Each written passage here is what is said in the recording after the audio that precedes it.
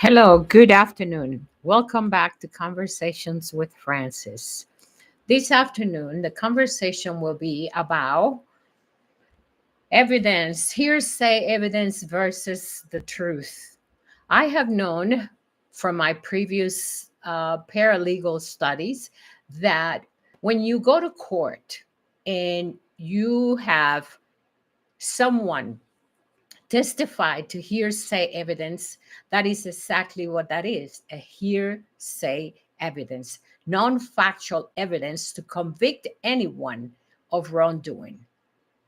So, in a workplace, for example, when someone says something about a particular employee and your manager goes and calls that particular employee without having both parties testify to what happened from the hearsay, there is no conclusive evidence if you only have one party present with another supervisor to listen to what you have say. See, you must hear both sides, both voices in order to understand and digest exactly what happened and what was said. It is common today to have people say things about someone they don't like.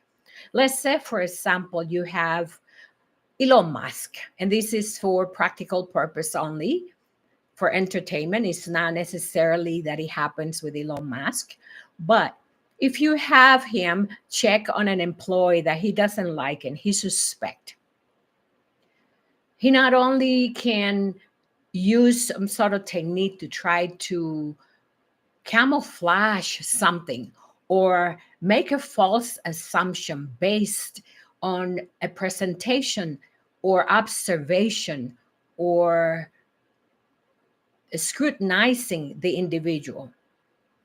But let's say that this individual who is an employee happens to know what is going on. How do you base both evidence against what happened? First of all, you make notes. Second of all, you take record of all the incidents that you have had with that employee or that employer to be able to understand what is going on. As we all know, there are no coincidences. Everything that happens is happening for a reason, whether it is for us or against us. Yeah, against us, because when people do not like the way an employee or employer represent himself and advocate for what is right, they are going to try to bully you, push you around, false accuse you of things you haven't done without evidence, and take it to the stream. Unfortunately, sometimes that stream leads to the fact that there is non-conclusive evidence against the employee to try to fire them or have a cause against them. It is the other way around. The employee may have enough evidence against its employer, its CEO, team leader, or anyone who is trying to plead against them, whether it is in court or outside of court. See, it has been said that you're innocent until proven guilty. And that is exactly what can happen in some situations. No matter how much you try to gather information to try to use it against an employee, it can backlash against you. You can have the federal and state investigate internally as to what happened, even without the employer knowing. First of all, imagine a corporation that has more than 16 employees leave the company. And then you have 3 supervisors in the same year leave the company because either one individual they cannot work with, who is a bully, does not have the social skills to deal with people, or is very arrogant against the employee. and they decide they do not want to deal, nor do they want to belittle themselves to the extreme where someone had to make them feel that they're not worth it. This is something that lays very heavily against a corporation, because not only do you have the evidence of one employee being harassed for an entire year, but you also have people quitting and leaving because they're uncomfortable in the toxic environment they are working.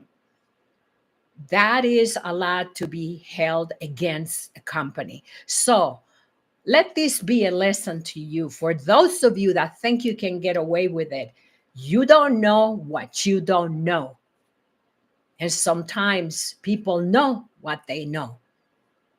So you must be extremely careful as a supervisor or an authority to try to lean on an employee and accuse them of false pretenses.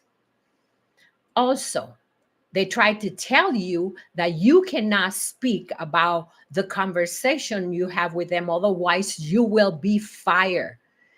That under the law is a threat. It is a threat to say to someone, if you say something, we'll fire you. Oh, that is a high penalty. Most of the time, people do not know. See, it goes against the case of hiring people with a title, master's degree, professionals who have no experience in the field they're working. Even though they're trained, they don't have the experience to deal socially or educationally or legally with the employees. So as long as big corporations keep hiring people with title without experience and not give older or experienced employee the opportunity to excel, they are being prejudicial.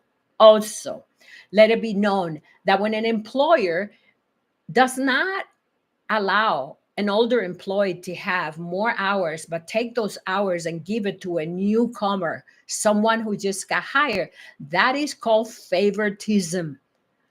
It is called favoritism, especially if you have stated in an application that you want 32, 24, 25 hours. And instead, you get 15 or 12 hours, and a newer employer gets more than you. Corporations are abusing employees. They're abusing people because of their age. Imagine a scenario where you have an older lady, 85 years old, and she's no longer capable of mentally functioning and being work or at work.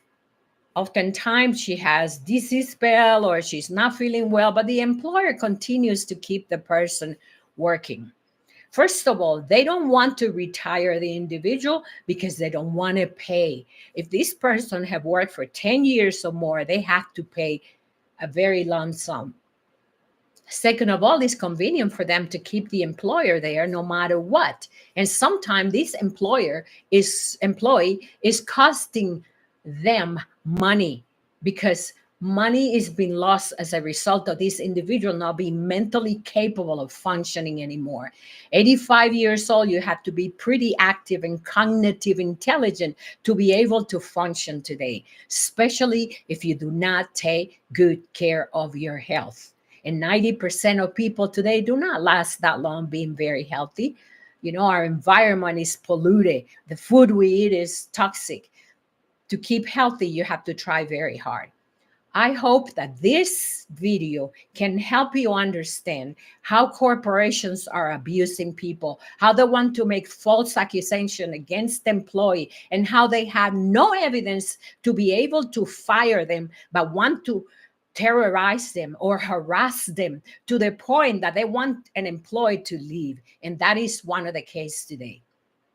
Thank you for listening and have a wonderful week.